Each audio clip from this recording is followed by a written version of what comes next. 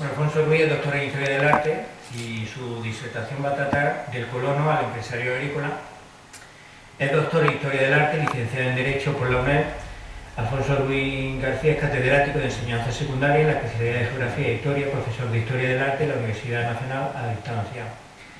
En la actualidad desempeña el puesto de coordinador del Gabinete Pedagógico de Bellas Artes, la Delegación de Cultura, desde el 92, institución encargada de la difusión del patrimonio histórico y coordinador de publicaciones del Instituto de Estudios Almerienses y de la colección Guía de Almería, Territorio, Cultura y Arte, de la que se han editado 12 números. Siendo el más reciente Fiestas y Rituales Singulares. Fue premio Duna en 1999, otorgado por el Grupo Ecologista Mediterráneo por la difusión del patrimonio histórico. Y en cuanto a su actividad profesional básica, se centra en la difusión del patrimonio histórico en el ámbito didáctico, mediante la publicación de diversos cuadernos de trabajo para el profesor del alumnado en el ámbito de la educación universitaria, destacando la Alcazaba, la Catedral, el nacimiento de la Almería moderna, la Almería musulmana y cristiana, imagen urbana de Almería del siglo XX, itinerario por el Bajo Almanzora, itinerario por la comarca del Renacimiento. También tiene diversidad de cursos impartidos durante los últimos 15 años en relación con la actividad de perfeccionamiento de los docentes dentro del centro de profesorado. En cuanto a la investigación, se ha centrado en el análisis de la arquitectura almeriense de los siglos XIX y XX, especialmente las siguientes publicaciones: Arquitectura, Vivienda y Reconstrucción, la Almería de posguerra, de 39 al 59, Almería del siglo XX, Transformaciones y bases urbanísticas del futuro, la estación de ferrocarril, Almería entre dos siglos, Ciudad Jardín, el Castillo de Vélez Blanco, Memoria histórica y belleza artística de Castilla, Palacio de los Fajardos, el patrimonio histórico como recurso didáctico, el patrimonio histórico almeriense, un recurso didáctico, la huella de la memoria, itinerarios por el patrimonio histórico artístico de Almería, recursos culturales y patrimonio, Almería en 2005, el Valle de la Almanzora, diccionario biográfico de Almería, del IEA, y luego colabora en la biografía de Guillermo Langle Rubio, arquitecto. También ha estudiado los refugios antibombardeo y el kiosco de acceso, dos proyectos emblemáticos del arquitecto Guillermo Langle en el libro Colección de los refugios de Almería, los pueblos de colonización en Almería, arquitectura y desarrollo para una nueva agricultura, bastante recurrente libro que estamos tratando, y un libro magnífico que el que no lo tenga pues se lo aconsejo porque es completísimo, que es el de la Casa de la Mariposa, Memoria de un edificio singular almeriense, que fue publicado en 2011. Bueno, y para no seguir cansando, pues como he dicho, su experiencia y su producción bibliográfica es extensísima, pues ya sin más, te concedo la palabra a Alfonso. Muchas gracias. Le envié con prisa un currículum, digo, empieza a recortar, quita cosas porque no he perdido tiempo, y la verdad que la próxima vez voy a tener que hacerlo directamente porque me da, además con 15 minutos prácticamente con eso ya no, me abruma tener escaso tiempo disponible. Yo como realmente con este corto espacio, además tenemos un enemigo dentro de una hora y media que es terrible. Yo mi disertación del colono empresario agrícola no he hecho un PowerPoint, sino prácticamente las imágenes que tenemos en el cuadernillo este que editamos con la UNED Almería. Pero yo voy a hacer un pequeño acercamiento histórico, porque si Miguel Centella y Pablo van a hablar de arquitectura y urbanismo, yo voy a hablar del contexto que justifica toda esta transformación radical. Y es una idea de partida que creo que está claro. Almería es un caso excepcional en la economía mundial, porque la economía almeriense tiene una locomotora agrícola, según las palabras del profesor Sánchez Picón. El sector agrícola, que tradicionalmente ha estado ligado a la subsistencia, al subdesarrollo, es el motor de la economía almeriense en las últimas décadas. Y eso es lo que ha permitido que Almería, que en los años 50 fuera la última provincia de España renta per cápita, que no llegaba prácticamente al 60% de la renta media nacional, pues hoy en día sea el veintitantos.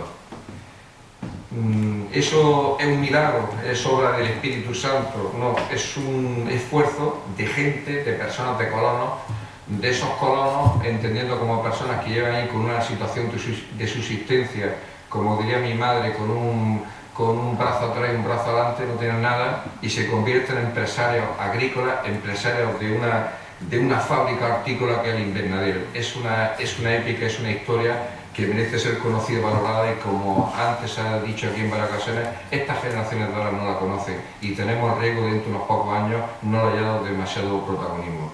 Entonces, el primer punto que hay que tener aquí, el campo en crisis, el Instituto Nacional de Colonización. Uno de los problemas fundamentales de la historia de España es la situación del campo, tanto la existencia de un montón de personas que no son propietarios, como el problema de la distribución de la tierra. Y eso se plantea durante el siglo XIX y el principio del XX mediante dos actitudes contrarias. La colonización, que es la puesta en cultivo de tierra sin afectar al régimen de propiedad, o bien mediante la reforma agraria, que va a ser lo que va a hacer la Segunda República, que es la expropiación y el reparto de tierra.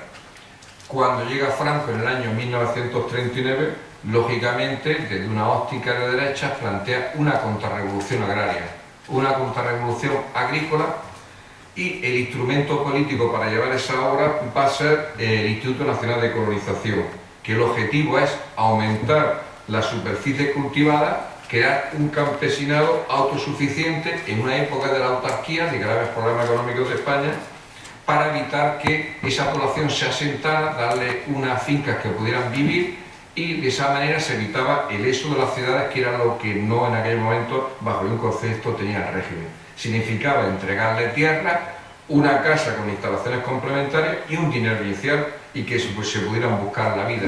Y en el caso concreto de Almería, pues van a tener personajes que van a favorecer esa mirada o ese interés hacia Almería, como el general Máximo Cuervo, y también me imagino que habrá otras personas que lógicamente nosotros tenemos esa implicación directa, como puede ser lo que ha planteado Rafael Leopoldo, como la figura de Miguel Vizcaíno Márquez y otros personajes.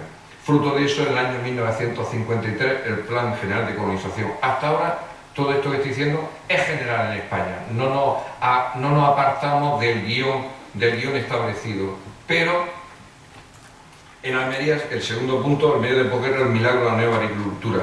Almería hemos dicho que estaba subdesarrollada, y de alguna manera el régimen va a favorecer, dentro de esa situación, pues magnificar o glorificar el campo, porque precisamente quien ha apoyado a Franco durante la Guerra Civil es precisamente la España rural, la España tradicional, mientras que ha apoyado a la República la España industrial. Entonces eso hace que realmente se habla de ruralizar ideológicamente al proletariado, y eso, por ejemplo, permite que en Almería se construyan por partes regiones un pueblo, como es La Barriada, donde parece que son viviendas rurales trasladadas a la ciudad, pero detrás de ello hay una carga ideológica. Bien, pues en Almería, gracias a este general Máximo Cuervo y el plan de colonización de Daría, pues lógicamente estoy hablando de un proceso, estoy a toda prisa porque quiero que me dé tiempo con ese 15 minutos dar al máximo. Se diseñan los dos primeros pueblos dentro de esa planificación previa que no había desarrollado, de ese abrir caminos, de eso de sacar el agua, de esas canalizaciones. Entonces se proyectan los dos primeros pueblos, que es la ampliación de Roquetas de Mar y el Parador, en el año 1954. Y se hace un concurso de selección de colonos que fundamentalmente van a proceder de campesinos que están en una situación muy difícil por la crisis de la agricultura de subsistencia en la zona de la Alpujarra y la Sierra de la Contraviesa. En un primer momento, pues estos concursos de colonos, que tenían que hacer un informe de que eran buenos cristianos, de que tenían una determinada edad, de que no tenían un problema, se van a pegar tortas. En los primeros no hay ningún interés. Si había, por ejemplo, se le ofertaba en Roquetas de Mar que podrían hacer, por ejemplo, 100 lotes de tierras con casas, lo mismo se presentaban 40. Pero es que encima de esos 40, antes de que se construyan los pueblos, finalmente se instalan en unos barracones provisionales de madera. Pero claro, ¿qué alternativa le daba a la colonización esa distribución de tierra? Pues eran los cultivos tradicionales. Cultivos tradicionales pueden ser garbanzos, podían ser judías, podían ser uvas, pero claro, la productividad de estas tierras salitrosas y con tierras de mala calidad, pues la productividad era mínima, aquello era un desastre económico. Hay testimonios que nos han comentado que de pronto estaba en algunos de esos barracones, había 40 familias en un grupo de barracones. Fijaros la situación tan extrema, tan difícil de esa gente, que venía con varios niños de la zona de la Alpujarra, que algunas veces se encontraban con que al día siguiente una de las dos familias que tenían esa vida en común, tanto estaban construyendo, pues se habían ido aquella noche y al día siguiente el barracón estaba vacío. ¿Qué es lo que pasaba? Dice, si yo me he venido aquí y estoy viviendo peor y no tengo de qué comer que lo que he venido, aunque me dé un lote de tierra, una casa, si no tengo voy a sacar nada de estas tierras que no producen nada, porque esto son nada más que un erial que no produce nada, pues me vuelvo. Entonces tenía un problema el Instituto Nacional de Colonización porque no generaba la expectativa para asentar esos colonos. Un colono es una persona que viene de una zona difícil, que no tiene expectativas, que se le va a entregar, ya como he dicho, casa, tierra y un dinero inicial. Entonces tenían un problema muy grave estos ingenieros que están planificando este nuevo territorio. Y la solución va a ser como un milagro cuando tienen contacto con algunas experiencias que se conocían desde principios del siglo XX en la costa granadina, en zonas como pudieran ser fundamentalmente la Rábita, donde había algunos agricultores que se habían dado cuenta casi de una manera propiamente empírica, sin ningún tipo de investigación, ni las palmerías ni Cajamar, se habían dado cuenta de que en las zonas donde había arena, pues los tomates, pues resulta que crecían muy bien, crecían con mucho mayor desarrollo que en otros lados.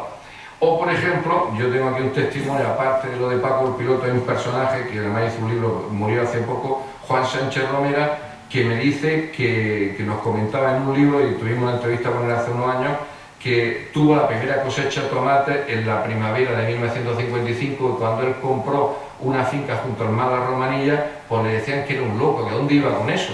Claro, él estaba trabajando en el área del sobreseguro porque tenía familiares suyos que tienen esta experiencia allí. Cuando aquello da resultado, cuando aquello va bien, cuando los tomates y esos primeros productos dan una producción impresionante, inmediatamente los ingenieros de colonización, Leandro Pérez de los Cobos y Bernardo Aguilar, se acercan por allí, pues ya lo que va, Bernabé Aguilar, perdón, pues se dan cuenta de que aquello es la solución, aquello es la alternativa, porque les produce una rentabilidad que es la única forma de justificar aquellas construcciones que se estaban haciendo. Entonces realmente eso es el punto de partida, es decir, una especie como he dicho, de empirismo que existía del enanado en algunas zonas, que los ingenieros lo investigan, lo aplican y lo van a convertir en la gran alternativa para que esas tierras que eran eriales se conviertan realmente en una producción agrícola.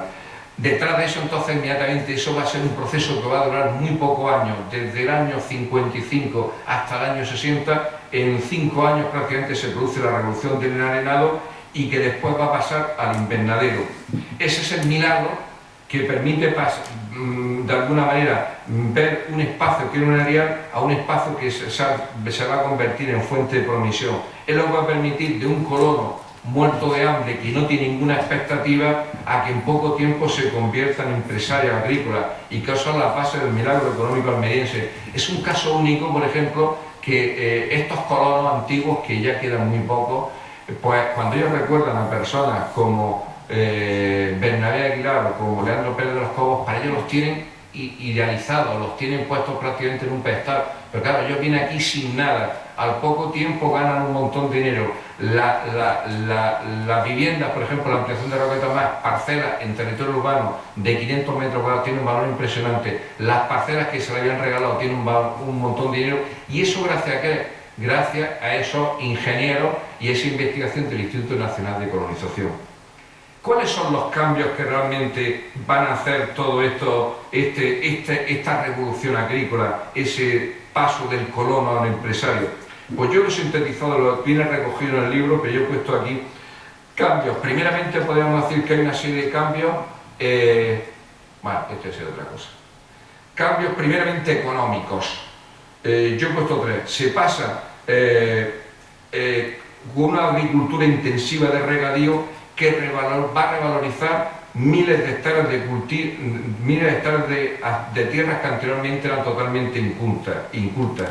Segundo, se va a generar una economía exportadora. Y tercero, que es algo fundamental, es la base del sistema bancario y financiero español, almeriense. Pensar en Cajamar, gran parte del negocio de Cajamar va a venir determinado por la apuesta y la financiación que va a hacer de esta nueva agricultura en aquellos años. Segundo, cambios sociales. Esta actividad se va a realizar gracias a la explotación familiar y al esfuerzo personal como base del sistema agrícola.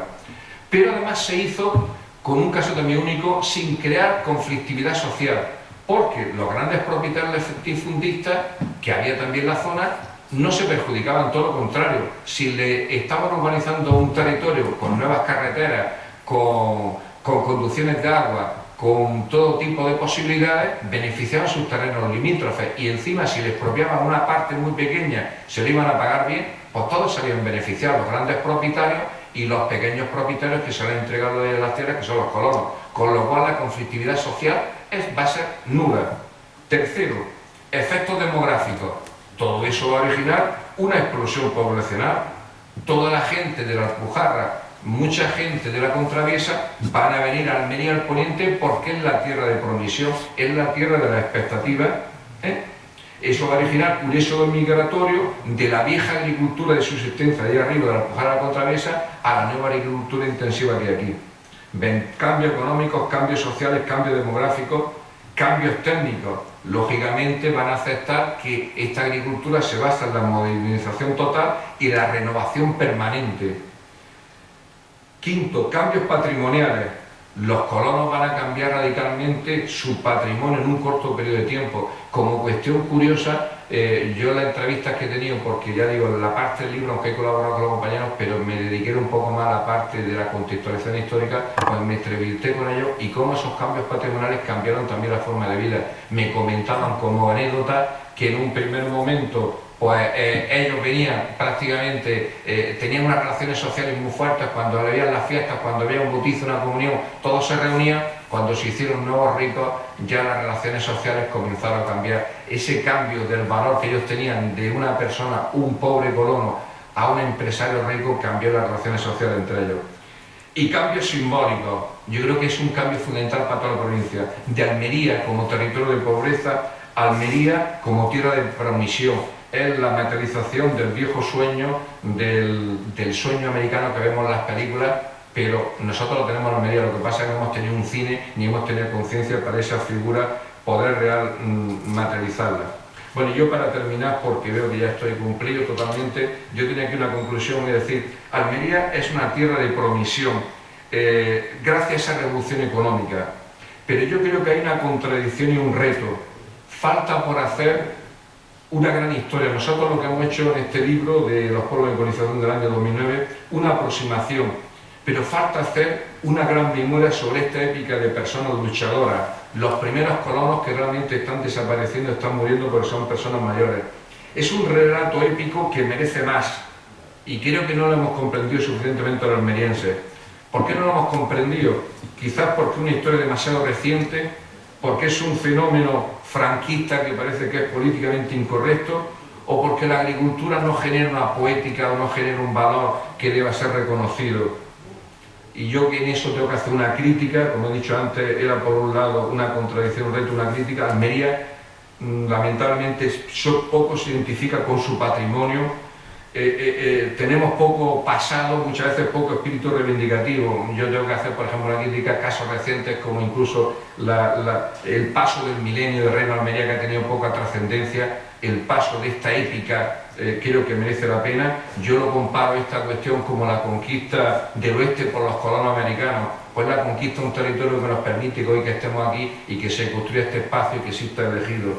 Creo que hay una historia apasionante por recuperar y el tiempo se acaba. Creo que los almerienses tenemos una obligación para recuperar esto que forma parte de la memoria y de la historia de los almerienses de este siglo XX, sin lo cual ahora no estaríamos aquí en este siglo XXI. Muchísimas gracias y perdonad que me he repasado.